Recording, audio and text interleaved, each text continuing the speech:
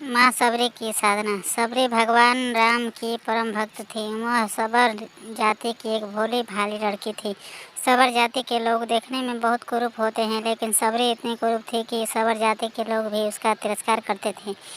सबरी के माँ बाप को सबरी के विवाह की बहुत चिंता होती थी। वे दिन रात बस इसी चिंता में डूबे रहते थे कि आखिर सबरी के वैवाहिक जीवन का क्या होगा।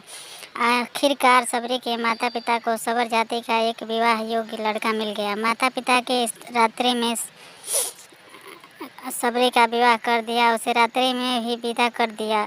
उन्हें डर था कि कहीं लड़का सबरी को देखकर विवाह के लिए इनकार न कर दे। सबरी अपने पति के साथ रात्रि में ही निकल गई। आगे आगे सबरी का पति चल रहा था और पीछे पीछे सबरी। चलते चलते वे दंडकवन में आ गए।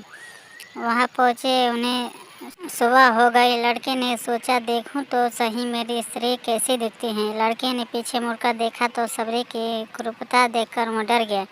उसे लगा, यह तो कोई राक्षस कुल की है जो मुझे यहीं खा जाएगी। यह सोचकर लड़का सबरी को वहीं छोड़कर भाग गया। अब सबरी दंडकवन में अकेली रह गई। वह पीहर से तो आ गई थी, लेकिन उसे अपने ससुराल का कोई पता न था। अब सबरी तो जाए तो कहाँ जाए। दंडकवन में रहने वाले ऋषि सबरी को अछूत मानकर उसका तिरस्कार करने लगे। इसी वन में मतंग नाम के एक ऋषि महात्मा रहते थे। मतंग ऋषि को सबरी को देखकर उस पर दया आ गई। उसने सबरी पर कृपा कर उसे अपने आश्रम में रहने के लिए शरण दे दी। दूसरे ऋषि मुनियों ने जब यह सब देखा तो उन्होंने इस बात पर बहुत विरोध किया कि उन्होंने एक कुरूप और अछूत लड़की को अपने आश्रम में शरण दे दी। लेकिन मतंग ऋषि ने किसी की भी एक बात न सुनी। उन्होंने प्रेम से सबरी के सर पर हाथ रखा और कहा, बेटा तुम घबराओ नहीं। जैसे कोई पुत्री अपने माँ बाप के पास रहते हैं, वैसे ही तुम मेरे पास रहो जाओ। सबरी अब खुशी खुशी मतंग ऋषि के आश्रम में रहने लगे। सबरी को ऋषि मुनियों की सेवा करने में बड़ा आनंद आता था। सब ऋषि मुनि सबरी का तिरस्कार करते थे, इसलिए सबरी छिप छिप कर उनकी सेवा किया करते थे। रात में जब सब सो जाया करते थे तो सबरी रात में ऋषियों के स्नान के लिए पंपा सरोवर जाने वाले रास्ते को जाकर बुहार देती थी। वहाँ कंकड़ पत्थर पड़े होते थे, उन्हें हटाकर वहाँ बालू बिछा देती थी। ऋषि के लिए ईंधन ला कर रख देती थी। अगर कोई सबरी को देख लेता तो वहाँ से डर कर भाग जाती थी। उसे डर था कि कहीं छाया मेरे ऋषि मुनियों पर पड़ गई तो अशुद्ध हो जाएंगे। बस इसी प्रकार से ऋषि मुनियों की सेवा में उसका समय बीतता गया। आखिर एक दिन वह समय भी आ पहुँचा जो सबके लिए अनिवार्य है। मतंग ऋषि का समय छूटने का समय आ गया था। जैसे माँ बाप के मरते समय बालक रोता है, वैसे ही सबरी फुट फुट कर रोने लगी थी।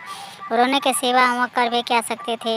मतंग ऋषि ने सबरी को अपने पास बुलाया और कहा, बेटा तुम चिंता मत करो, एक दिन तुम्हारे पास भगवान राम आएंगे। बस इतना कहकर मतंग ऋषि शरीर छोड़कर चले गए। अब सबरी दिन रात भगवान राम की प्रतीक्षा करने लगे। रात में किसी जानवर के चलने से पत्तों की खड़खड़ाहट भी होती तो सबरी बाहर कर देखने लगती कि कहीं भगवान राम नहीं तो आए। वह प्रतिदिन कुटिया के बाहर पुष्प बिछाती और तरह तरह के फूल लाकर रख देती थी।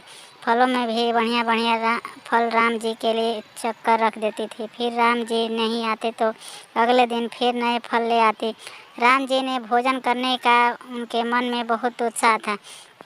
प्रतीक्षा करते करते एक दिन सबरी की साधना सफल हुई। मतंग ऋषि के वचन सत्य हुए। भगवान राम सबरी की कुटिया में पधारे। कई बड़े बड़े ऋषि मुनियों ने भगवान राम से उनके आश्रम में चलने के लिए प्रार्थना की, लेकिन भगवान राम ने केवल सबरी के कुटिया में आए। जैसे सबरी को भगवान राम से मिलने की तीव्र इच्छा थी, ठीक वैसे ही भगवान राम को भी सबरी से मिलने का उत्कंठा थी। भगवान राम सबरी की कुटिया में पहुँचे। सबरी के आनंद की सीमा नहीं रही।